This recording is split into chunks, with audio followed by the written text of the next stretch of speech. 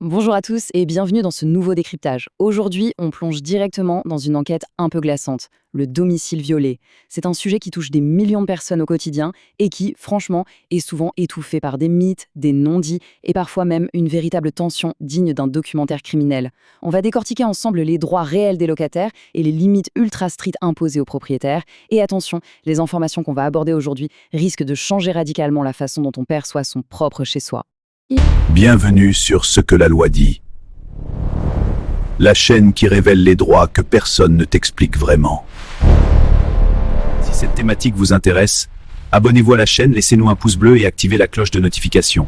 Car un homme qui maîtrise la loi est un homme libre dans la société. Imaginons un peu la scène. C'est la fin d'une longue journée de travail, on est épuisé, on ouvre la porte de son appartement, on s'attend à retrouver la paix de son petit sanctuaire privé, et là, il y a un truc qui cloche. Un objet familier a été déplacé sur la table. Une fenêtre, qu'on est pourtant certain d'avoir fermée ce matin, est entr'ouverte. Ou pire, une lumière est restée allumée dans le couloir. Le cœur s'accélère tout de suite. Quelqu'un est entré. Et le plus perturbant dans cette situation, c'est de se dire que l'intrus n'est peut-être pas un cambrioleur. C'est peut-être tout simplement la personne à qui appartiennent les murs. Et ça nous amène à une question absolument fondamentale. Est-ce que le propriétaire a des droits absolus ?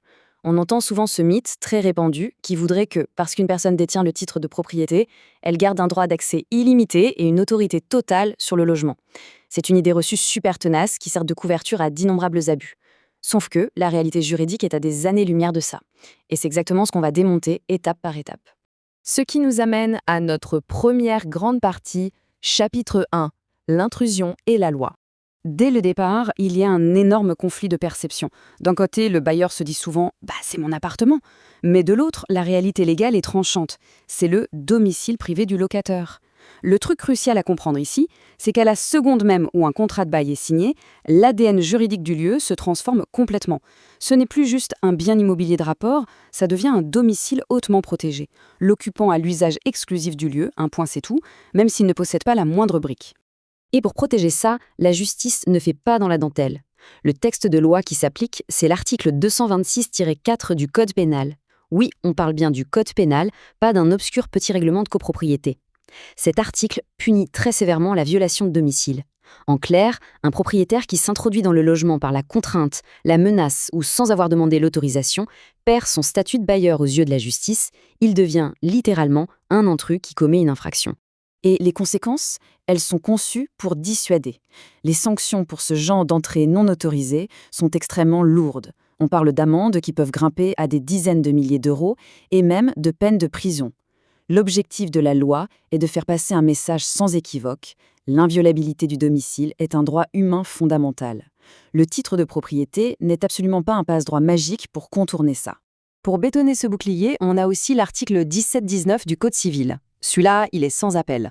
Le propriétaire a l'obligation stricte de, je cite, « garantir une jouissance paisible du logement ». Ça veut dire qu'il doit s'assurer que l'occupant puisse vivre chez lui en toute tranquillité, sans être angoissé par d'éventuelles visites surprises. C'est littéralement la base du contrat de location. Et c'est là qu'on glisse vers une zone grise qui met mal à l'aise. Chapitre 2, le fameux double des clés. Il y a une nuance juridique monumentale qu'il faut absolument saisir. Garder un double des clés, c'est légal et c'est même plutôt pratique en cas de fluide d'eau majeur, par exemple. Mais utiliser cette clé pour entrer sans l'accord clair du locataire, c'est 100% illégal. Posséder la clé ne donne en aucun cas le droit de s'en servir à sa guise. C'est pourtant simple sur le papier, mais c'est tragiquement ignoré sur le terrain. Parce que quand cette ligne rouge est franchie, l'escalade peut être terrifiante. Ça commence souvent par une petite visite en douce, juste pour vérifier l'état de l'appartement. Et puis ça dérape. Intrusion répétée, harcèlement et dans les pires cas, une véritable surveillance dissimulée. La confiance est anéantie et le sanctuaire privé est totalement violé. Le poids psychologique de cette menace, il est colossal. Vivre avec un accès illégal et permanent à son propre domicile, ça détruit la santé mentale. On ne se sent plus jamais en sécurité, on devient paranoïaque au moindre objet déplacé et on subit ça pendant des mois, parfois des années. Tout simplement parce qu'il est incroyablement difficile de trouver des preuves tangibles de ces visites de l'ombre. Passons maintenant au chapitre 3, les visites imposées, surtout en période de vente ou de départ. Même quand le propriétaire veut vendre ou relouer et que l'ambiance est tendue, la loi pose des garde-fous extrêmement stricts. L'appartement ne se transforme pas en hall de gare. Les visites doivent obligatoirement se faire à des horaires raisonnables. Le respect de la vie privée reste primordial et tout est encadré par le bail. En résumé, l'occupant actuel garde ses droits complets jusqu'à la toute dernière minute de son contrat. Sauf que, dans la vraie vie, c'est souvent la peur qui dicte les règles.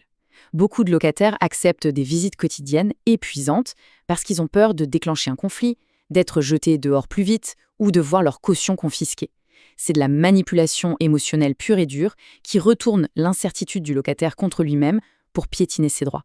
Ce qui fait une transition parfaite vers notre chapitre 4, les cautions disparues, ou le grand classique de l'abus financier. C'est toujours la hantise lors de l'état des lieux de sortie.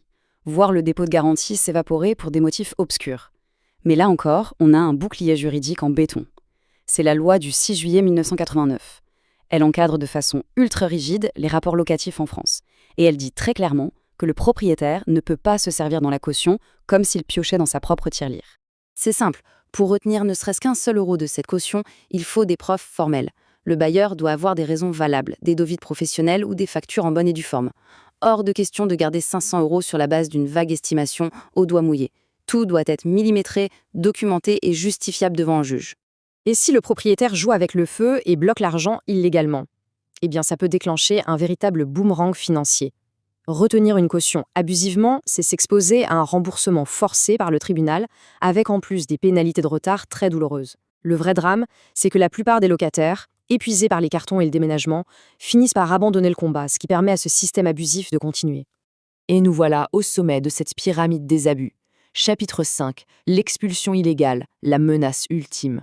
Se retrouver à la rue sans crier gare, c'est une terreur existentielle. Mais attention, la loi a verrouillé ça. Même s'il y a des mois de loyer impayés, le processus d'expulsion est un long parcours juridique.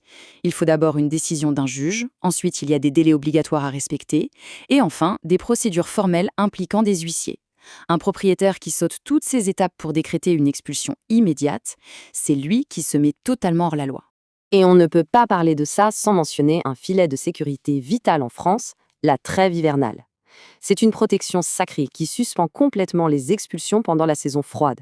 Forcer quelqu'un à quitter son toit pendant cette période, peu importe la gravité de la situation financière, c'est un acte que la justice condamne avec la plus grande sévérité.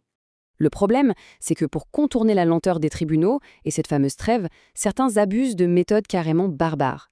Intimidation, coupure sauvage du courant électrique ou de l'eau, serrure remplacée en douce quand la personne est au travail, tout est fait pour créer un tel climat de terreur psychologique que l'occupant finit par fuir de lui-même. C'est un pur contournement de l'appareil judiciaire et ce sont des délits majeurs. Au final, s'il n'y a qu'une seule chose à retenir de ce décryptage, c'est celle-ci. L'ignorance est la plus grande arme de l'abuseur. Les abus prospèrent uniquement dans le flou. Connaître par cœur ses droits et ses articles de loi, ça ne fera pas disparaître les propriétaires mal intentionnés, on est d'accord. Mais ça transforme une cible facile et vulnérable en quelqu'un de puissant, capable de se défendre avec fermeté.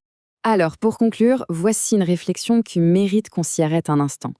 À la minute même où l'on parle, combien de locataires subissent tout ça en silence? Combien de cautions s'évaporent et combien de serrures tournent secrètement sans que personne ne dénonce rien? L'information, c'est la seule clé pour inverser ce rapport de force. C'est ce qui clôture notre exploration d'aujourd'hui. Gardons tout ça en tête, car le domicile, c'est sacré et ça se protège. Si cette vidéo t'a appris quelque chose, abonne-toi à Ce que la loi dit. Chaque jour, on révèle les droits, les pièges légaux et les abus que personne ne t'explique vraiment. Et dis-moi en commentaire ce que tu penses de cette vidéo.